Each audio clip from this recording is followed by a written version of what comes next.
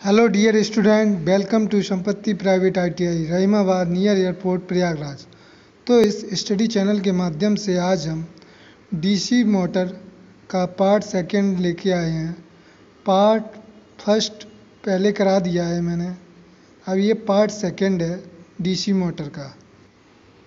यह DC motor का part second केवल इलेक्ट्रीशियन फर्स्ट ईयर स्टूडेंट से फोकस और एनालिसिस करें। तो चलते हैं और एनालिसिस करते हैं। मोटर डीसी मोटर में आपकी 3 मोटर्स हैं जो लोग आए होंगे, उन्होंने देखा होगा लैब में। डीसी सीरीज मोटर है, डीसी शंट मोटर है और डीसी कंपाउंड मोटर है।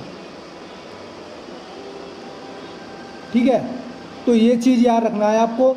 डीसी मोटर आपको बहुत इम्पोर्टेंट चैप्टर है, इससे एग्ज़ाम में क्वेश्चन 5-6 क्वेश्चन पूछे जाते हैं। तो सबसे पहले हम बात करते हैं कि मोटर होती क्या है। मोटर आपकी बेसिकली क्या करती है, electrical energy convert to mechanical energy. यानी मोटर क्या करेगी, आपकी इलेक्ट्रिकल एनर्जी को मैकेनिकल एनर्जी में कन्वर्ट करेगी। जैसे कभी आप देखते होंगे जो टिल्लू पंप वाली मोटर होती है उसे हम क्या देते हैं, सप्लाई देते हैं ना, तो वो हमें क्या देती है, पानी है, जो मैकेनिकल एनर्जी देती है। तो सबसे पहले हम बात करें कि जो मोटर है, मोटर वो फैराडे के विद्युत चुंबकीय प्रेरण संबंधी नियम पर वर्क करती है ना। और लेकिन ये फ्लेमिंग के लेफ्ट हैंड रूल पर वर्क करती है। Left hand rule, motor Faraday के विद्युत चुंबकीय प्रेरण नियम पर वर्क करती है, लेकिन फ्लेमिंग के लेफ्ट हैंड रूल पर अप्लाई होती है ये। ठीक है, जनरेटर क्या होता है, जनरेटर भी फैराडे के विद्युत चुंबकीय प्रेरण नियम पर वर्क करता है। ठीक है, लेकिन जनरेटर के लिए फ्लेमिंग का राइट हैंड रूल अप्लाई होता है, लेकिन मोटर की बात करें तो फ्लेमिंग का लेफ्ट हैंड रूल अप्लाई होता है। अब हम फ्लेमिंग का रूल देखते हैं, लेफ्ट हैंड और राइट हैंड। फैराडे के विद्युत चुंबकीय प्रेरण नियम दोनों के लिए अप्लाई होंगे, मोटर हो चाहे जनरेटर हो, लेकिन फ्लेमिंग के नियम चेंज हो जाएंगे। तो देखिए,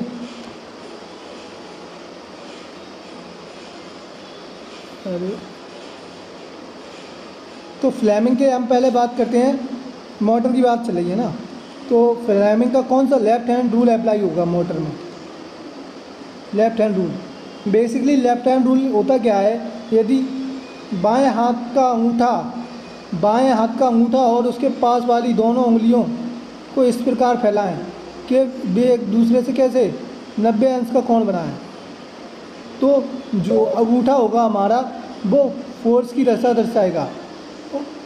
जो हमारी तर्जनी उंगली होगी वो चुंबकीय क्षेत्र की दशा दर्शाएगी, और जो मध्यमा यानी बीच वाली उंगली होगी, बीच वाली यानी तीसरे नंबर की उंगली होगी, वो करंट की दिशा दर्शाएगी। क्या बताया मोटर के लिए हमने फ्लेमिंग का लेफ्ट हैंड रूल के लेफ्ट हैंड रूल ये कहता है, यदि बाएं हाथ का अंगूठा और उसके पास वाली दोनों उंगलियों को इस प्रकार फैलाएं कि तीनों कैसे हों, परस्पर लंब हों, तो अंगूठा क्या दर्शाएगा, फोर्स की दिशा यानी बल की दिशा दर्शाएगा F, और तर्जनी उंगली क्या दर्शाएगी, चुंबकीय क्षेत्र की दिशा, और आई क्या दर्शाएगी, विद्युत धारा की दिशा दर्शाती है। यह किसके लिए लागू होगा, मोटर के लिए लागू होगा लेफ्ट हैंड रूल। अब जनरेटर के लिए बात करें तो राइट हैंड रूल अप्लाई होगा। तो अब बात करते हैं डीसी मोटर की। तो डीसी सीरीज मोटर बेसिकली क्या है, 3 पार्ट में डिवाइड है। DC series motor, shunt motor and compound motor. DC motor को 3 पार्टों में डिवाइड किया है। क्वेश्चन कह रहा है सीरीज बाइंडिंग से संबंधित निम्नलिखित में से क्या सही है। तो हम देखते हैं सीरीज मोटर में क्या होता है, सीरीज बाइंडिंग किसके, आर्मेचर के सीरीज में होती है।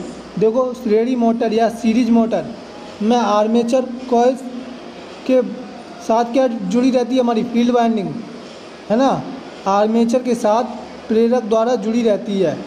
श्रेणी मोटर में आर्मेचर कॉइल कम्यूटेटर और प्रेरक द्वारा जुड़ी होती है, यानी फील्ड बाइंडिंग या सीरीज बाइंडिंग है ना, वो किसके साथ सीरीज में जुड़ी है, आर्मेचर के साथ सीरीज में जुड़ी है। ठीक है। और क्या कह रहा है, इसका स्टार्टिंग टॉर्क फुल टॉर्क का कितना होता है, 1.5 गुना होता है। इसलिए इसको कभी भी बिना लोड के लिए नहीं चलाते हैं, हमेशा लोड पर ही चलाते हैं सीरीज मोटर, क्योंकि इसकी स्पीड बहुत हाई होती है। क्योंकि ये स्टार्टिंग में ही इतना स्पीड पकड़ लेती है तो ख़तरा हो सकता है, इसलिए हम इसको हमेशा लोड पर चलाते हैं। कह रहा है स्टार्टिंग टॉर्क है ना, फुल टॉर्क का कितना होता है, 5 गुना होता है, इसीलिए हमेशा लोड पर चलानी चाहिए इसे। इसमें सीरीज वाइंडिंग आर्मेचर की कैसे होती है, सीरीज में होती है।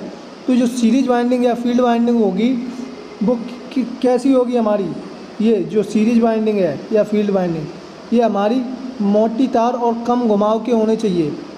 मोटी तार और कम घुमाव इसमें दिया भी है, देखो मोटे तार और कम लपेटे होने चाहिए, मोटे तार और कम लपेटे, है ना, ये दिया है। नेक्स्ट, अगर हम इसके एप्लीकेशन की बात करें तो रेल इंजन में यूज होती है, ठीक है, क्रेन में यूज होती है, ट्रैक्शन में यूज होती है ना, इन सभी में। नेक्स्ट कह रहा है, अब बात करते हैं हम डीसी शंट मोटर की। तो डीसी शंट मोटर में बेसिकली क्या होता है कि जो फील्ड वाइंडिंग है ना, वो आर्मेचर की कैसे होगी, पैरेलल में होगी। अभी हमने देखा था जो फील्ड वाइंडिंग थी वो कैसी थी, आर्मेचर की सीरीज में, लेकिन यहाँ शंट मोटर में क्या होगी, पैरेलल में होगी या समांतर में होगी, ठीक है। इसमें जो स्टार्टिंग टॉर्क है वो कितना है, 1.5 गुना होता है फुल टॉर्क का, और वहाँ स्टार्टिंग टॉर्क कितना था, फुल टॉर्क का 5 गुना था, ठीक है। वहाँ जो फील्ड वाइंडिंग थी उसमें क्या थे, मोटे तार और कम फेरे। इसमें क्या है, पतले तार होंगे तो अधिक फेरे होंगे। यहाँ पर जब पतले तार होंगे तो अधिक फेरे होंगे शंट में, ठीक है। शंट वाइंडिंग हमेशा पतले तार और अधिक फेरे की बनाई जाती है, और जो सीरीज वाइंडिंग होती है उसमें मोटे तार और क्या अधिक फेरे होंगे, मोटा तार होगा तो अधिक फेरे होंगे, ठीक है। इसे स्थिर गति वाली मोटर कहते हैं। ये कांस्टेंट स्पीड पे चलती है, एक नियत स्पीड पे चलती है, ठीक है, ये याद रखना। इसका यूज बेसिकली कहाँ करेंगे हम, जैसे हमें जहाँ कांस्टेंट स्पीड चाहिए होगी वहाँ इसका यूज कर लेते हैं, है ना। अब कह रहा है क्वेश्चन, कम विद्युतीय धारा उच्च वोल्टेज का दर्जा डीसी मशीन की कौन सी वाइंडिंग की जाती है, वेव वाइंडिंग, है ना। तो उच्च वोल्टेज या कम करंट यानी लो करंट या हाई वोल्टेज अपोजिट होंगे, या लो करंट होगा तो हाई वोल्टेज होगा। हाई वोल्टेज के लिए हम क्या वेव बाइंडिंग यूज करेंगे। जब वोल्टेज की बात होगी तो वेव वोल्टेज, हाई वोल्टेज की बात हो रही है तो वेव बाइंडिंग यूज करेंगे। कैसी, वेव बाइंडिंग यूज करेंगे। और जब हाई करंट की बात होगी, हाई करंट की बात होगी तो हम वहाँ लैप बाइंडिंग यूज करेंगे। हाई करंट या लो वोल्टेज की बात होगी तो वहाँ हम क्या करेंगे, लैप बाइंडिंग का यूज करेंगे। ये याद रखना है आपको। पूछा जाता है कि हाई वोल्टेज के लिए हम वेव बाइंडिंग और हाई करंट के लिए हम लैप बाइंडिंग का यूज करेंगे। नेक्स्ट क्वेश्चन कह रहा है, कोई मोटर डीसी मोटर है, यह मोटर किस भाग के देखकर पता चलेगा। तो उसके कम्यूटेटर को देखकर पता चल जाएगा कि ये मोटर मतलब एसी है या डीसी है, ठीक है। तो कम्यूटेटर बेसिकली क्या करता है, एसी को डीसी में कन्वर्ट करता है, AC to DC as a rectifier work करता है। रेक्टिफायर मतलब डिस्टकारी, एसी को डीसी में बदलने वाला रेक्टिफायर या डायोड, है ना। ये होता है प्लस, ये होता है माइनस। रेक्टिफायर या डायोड एक ही चीज़ है, एसी को डीसी में कन्वर्ट करता है। इसी प्रकार कम्यूटेटर भी एसी को किस में, डीसी में कन्वर्ट करता है। तो जो डीसी मोटर होगी उसमें कम्यूटेटर का यूज किया जाता है। उसी से हमें पता चल जाता है कि एसी मोटर है, एसी मोटर है तो कम्यूटेटर नहीं लगाएंगे, ठीक है। डीसी मोटर में कम्यूटेटर लगाएंगे क्योंकि हमें एसी से क्या चाहिए, डीसी चाहिए। तो कंपाउंड मोटर, अब तीसरी मोटर क्या थी हमारी, कंपाउंड। तो कंपाउंड में क्या सीरीज और शंट दोनों वाइंडिंग होती हैं, ठीक है। अगर हम बात करें इसमें लोड, जो कंपाउंड मोटर है लोड बढ़ाने पर गति क्या होती है, इसमें घटती है, ठीक है। लेकिन शंट में हमारी क्या थी, गति कांस्टेंट स्पीड थी, एक नियत स्पीड से जो शंट मोटर है उसमें स्पीड क्या होती है, कांस्टेंट होती है, नियत स्पीड होती है। सीरीज जो मोटर थी उसमें क्या थी, हाई स्पीड थी। उसमें हाई स्पीड इसलिए थी क्योंकि उसका टॉर्क, फुल टॉर्क का कितना था, 5 गुना था। और शंट का क्या था, कांस्टेंट है। शंट मोटर की स्पीड क्या होती है, कांस्टेंट होती है। लेकिन कंपाउंड की क्या होती है, लोड बढ़ने पर गति घटती है। ठीक है, ये याद रखना है आपको। नेक्स्ट, तो हम बात करते हैं अब इसके मोटर के विद्युत भाग वाले समीकरण की। तो बी बराबर होता है E B plus I A R A, जहाँ बी क्या है, विद्युत भाग बल है ना, क्या ई बी क्या है, मोटर का विद्युत भाग बल, आई ए क्या है, आर्मेचर धारा, और आर ए क्या है, आर्मेचर रेजिस्टेंस यानी प्रतिरोध। प्रतिरोध क्या करता है, धारा के मार्ग में रुकावट डालता है ना। तो बी क्या है, वोल्टेज है। ई बी क्या है हमारा, मोटर का विद्युत भाग बल है ना। अगर हम बात करें series motor, DC series motor की बात करें, तो डीसी सीरीज मोटर में आर्मेचर करंट बराबर लोड करंट बराबर शंट करंट समान रहती हैं। ठीक है, अगर डीसी शंट मोटर की बात करें, डीसी शंट मोटर की, तो जो हमारी आर्मेचर करंट होगी वो लोड करंट और शंट करंट के योग के बराबर होगी। शंट मोटर कंपाउंड के लिए भी ये लागू होता है।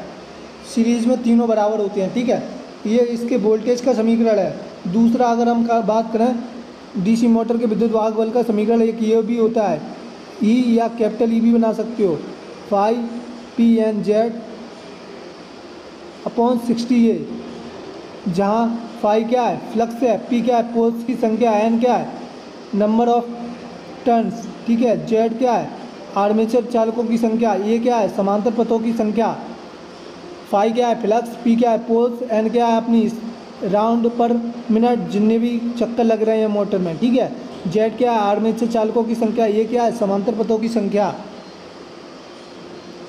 तो ये आर्मेचर करंट यहाँ से क्या निकल के आएगा, आपका ये निकल आएगा। ठीक है, ए इज राइट आंसर। नेक्स्ट, किस विधि द्वारा डीसी शंट तथा कंपाउंड मोटर की सामान्य गति कम गति से प्राप्त होती है? तो आर्मेचर नियंत्रण विधि द्वारा।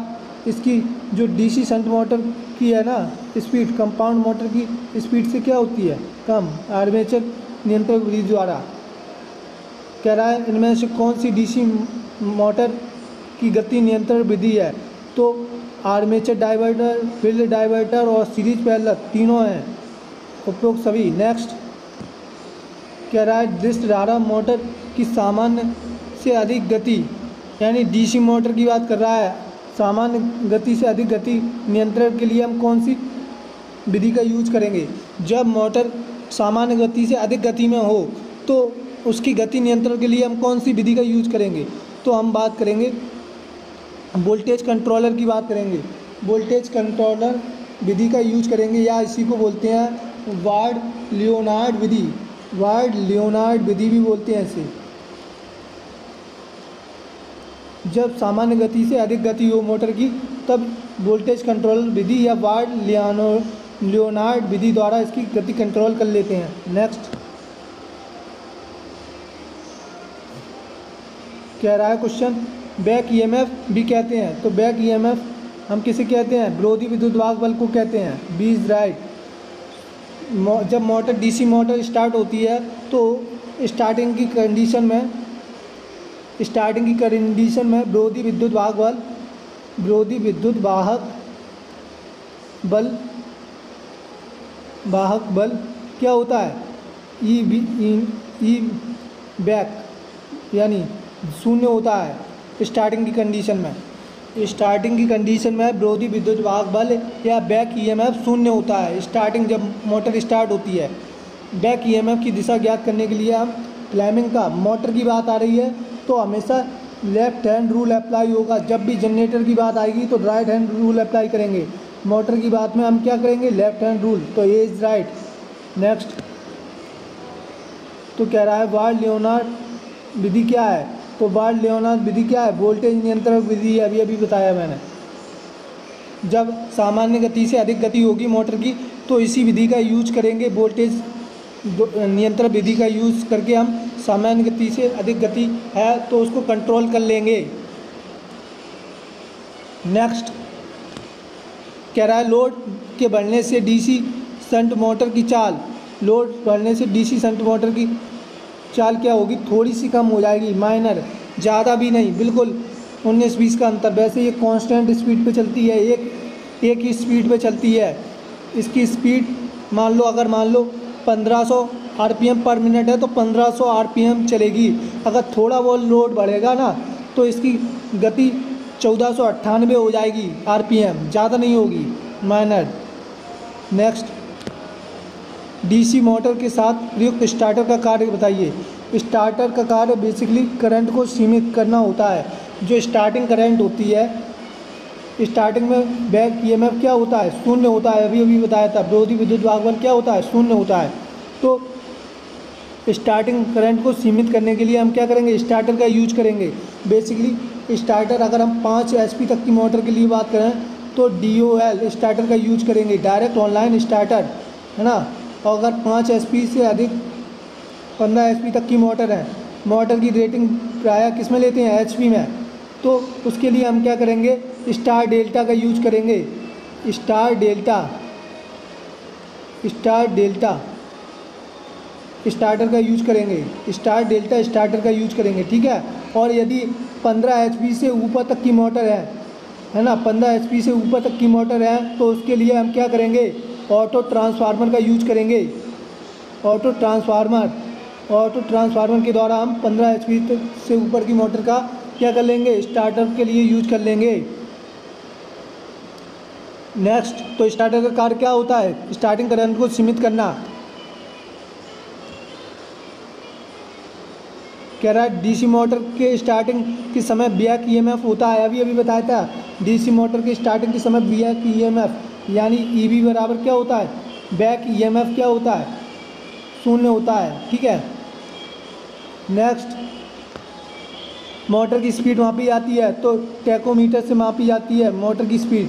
टैकोमीटर से हम उसकी स्पीड ज्ञात कर लेते हैं कि कितने आरपीएम घूम रही है मोटर, 1 मिनट में कितने 1500 राउंड लगा रही है या 1800 राउंड लगा रही है, कितने लगा रही है, तो वो टैकोमीटर से ज्ञात कर लेते हैं।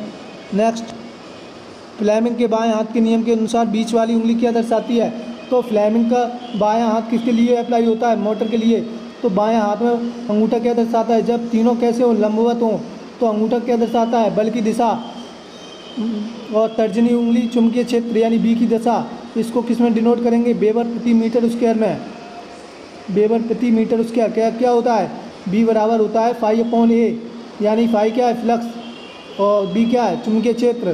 तो फ्लक्स का मतलब क्या होता है, वेबर बटे क्षेत्रफल का मतलब मीटर स्क्वायर। और अगर हम बात करें मध्यमा उंगली यानी तीसरी उंगली, तो तीसरी उंगली क्या दर्शाती है, चुंबकीय क्षेत्र की दिशा, है ना, विद्युत धारा की दिशा दर्शाती है तीसरी उंगली। तो देखो चालक में प्रवाहित धारा की दिशा, बी इज राइट। नेक्स्ट, तो आई होप आपको ये वीडियो समझ में आ गया होगा। तो वीडियो को लाइक, सब्सक्राइब और शेयर कर दो। फिर मिलते हैं, धन्यवाद।